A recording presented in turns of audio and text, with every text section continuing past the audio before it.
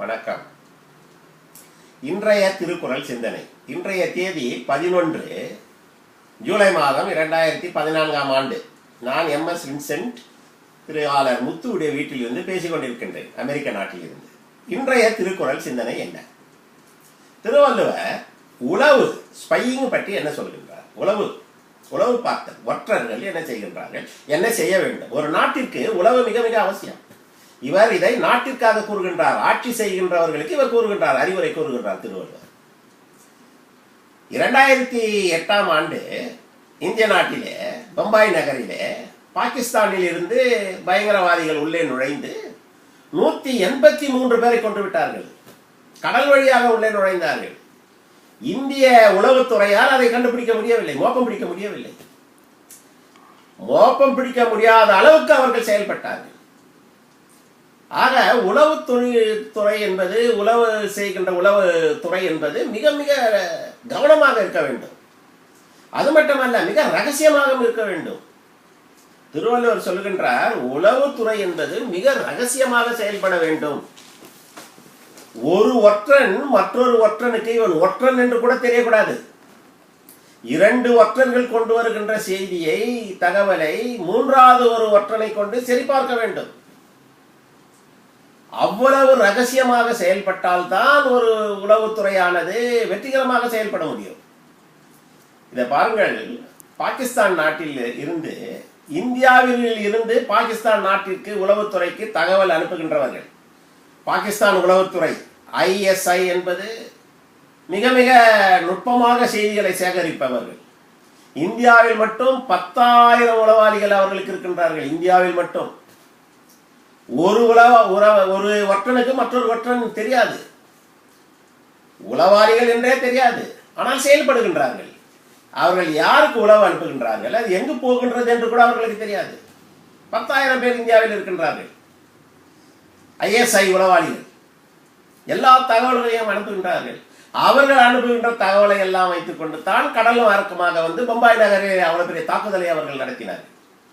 இந்திய நாட்டில் கூட மிக சிறந்த உளவுத்துறை இருக்கின்றது, செயல்படுகின்றார்கள். சில நேரங்களில் தவறி விடுகின்றார்கள். 2014ஆம் ஆண்டு நடைபெற்ற நாடாளுமன்ற தேர்தலிலே, அதற்கு முன்பு இந்திய நாட்டு தலைவர்களை எல்லாம் கொன்று விடுவதற்காக பாகிஸ்தானில் இருந்து பயங்கரவாதிகள் இந்திய நாட்டிலே வந்து நுழைந்து விட்டார்கள். எப்படியோ மோப்பம் பிடித்து நம்முடைய உளவுத்துறை கண்டுபிடித்து அதில் சிலரை கைது செய்து அதை தவிர்த்தார்கள். எல்லா நாட்டிலும் சில நேரங்களில் உளவுத்துறை தன்னுடைய செயல்பாட்டில் சிறிது தயக்கம் ஏற்படுவது உண்டு. 2001ஆம் ஆண்டு அமெரிக்க நாட்டு உளவுத்துறை எவ்வளவு பெரிய உளவுத்துறை, அவர்கள் கூட மோப்பம் பிடிக்கவில்லை. இந்த இரட்டை கோபுரத்தை பயங்கரவாதிகள் விமானத்தை கொண்டு போய் மோதி தரைமட்டமாக்கி விட்டார்கள். அமெரிக்க உளவுத்துறை கூட அதை கண்டுபிடிக்க முடியவில்லை. ஏன்? உளவாளிகள், அந்த பயங்கரவாதிகள் அந்த அளவுக்கு திறமையாக செயல்பட்டார்கள். அந்த இரட்டை கோபுரம் விழுந்தவுடன் அமெரிக்க உளவுத்துறை வெளவெடுத்து விட்டது. அமெரிக்க நாடே வெளவெடுத்து விட்டது. எப்படிப்பட்ட உளவுத்துறை நம்முடைய உளவுத்துறை! ஏன் இப்படி ஏற்பட்டது நமக்கு? எங்கு நாம் தவறு செய்து விட்டோம், இப்படி ஏமாந்து விட்டோமே என்று அவர்களை வெறுத்து கொண்டார்கள். ஒரு சபதம் செய்தார்கள், யார் குற்றவாளியாக இருந்தாலும் இதை நாங்கள் விட மாட்டோம், கண்டிப்பாக அந்த குற்றவாளியை கண்டுபிடித்தே தண்டிப்போம் என்று ஒரு சபதம். ஆம், அதை செய்தது யார்? பின் லேடன், அல் கொய்தா பயங்கர இயக்கத்தின் தலைவர். அவர் எங்க இருக்கின்றார்? ஆப்கானிஸ்தானிலே மலையில் இருக்கின்ற குகைகளிலே மாறி மாறி வாழ்ந்து வருகின்றார். இவர்கள் என்ன செய்தார்கள்? அமெரிக்க உளவாளிகள், ஆம் கண்டுபிடிக்கின்றோம், முயற்சி செய்கின்றோம், வெற்றி பெறுவோம் என்று ஒரு தனி குழுவை அமைத்துக் கொண்டு அவர்கள் அந்த உளவிலே ஈடுபட்டார்கள். எத்தனை ஆண்டுகள்? 10 ஆண்டுகள். 10 ஆண்டுகள் ஈடுபட்டார்கள். கொஞ்சம் கொஞ்சமாக சேகரித்தார்கள். இறுதியிலே 2011ஆம் ஆண்டு அவர்களுக்கு ஒரு தகவல் கிடைக்கின்றது. பின் லேடன் ஆப்கானிஸ்தானில் இல்லை, பாகிஸ்தானில் இருக்கின்றார். ஒரு வாடகை வீட்டில் இருக்கின்றார், குடும்பத்துடன் இருக்கின்றார், பாதுகாவலர்களுடன் இருக்கின்றார், 2 மனைவிகளுடன் இருக்கின்றார். அவர் பாகிஸ்தானில் வாழ்ந்து கொண்டிருக்கின்றார் என்ற செய்தி அவர்களுக்கு வந்தது. என்ன செய்தார்கள்?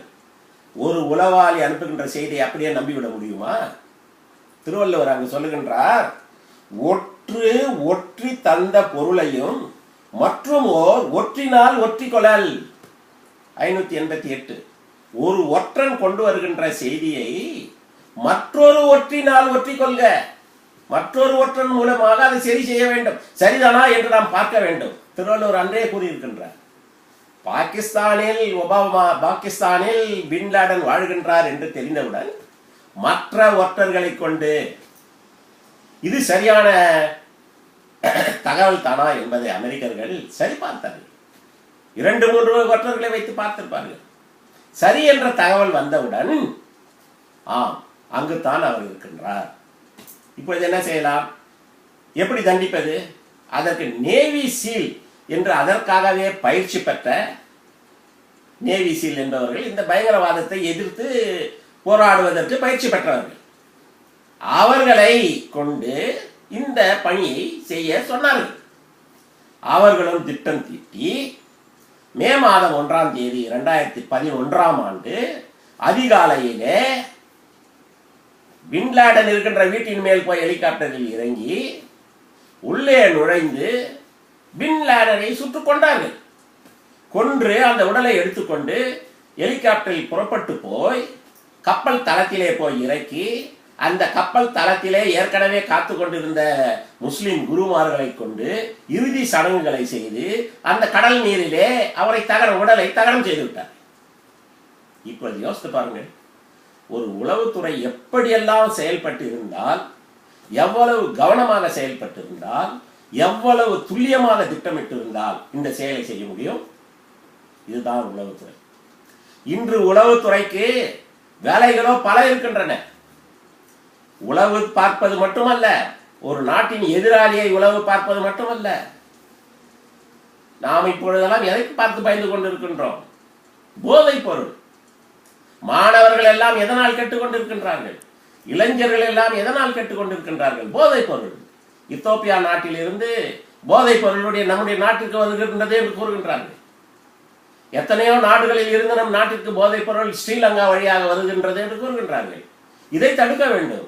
இது வருகின்றது, எப்படி வருகின்றது என்பதெல்லாம் யார் கண்டுபிடிப்பது? உளவுத்துறை தான் கண்டுபிடிக்க வேண்டும். சைபர் கிரைம் என்று சொல்கின்றார்கள். இப்பொழுதெல்லாம் புதியதாக வந்து இருக்கின்றது. இதை கண்டுபிடிப்பதும் உளவுத்துறை தான். ஆகவே இன்றைய காலகட்டத்தில் உளவுத்துறை என்பது மிக மிக அவசியம் மட்டுமல்ல, ஒரு நாட்டிற்கு முதுகெலும்பாகவே செயல்பட வேண்டியது இந்த உளவுத்துறை தான். அதை தான் திருவள்ளுவர் அன்றே கூறியிருக்கின்றார் என்று கூறி முடித்துக் கொள்கின்றேன். வணக்கம்.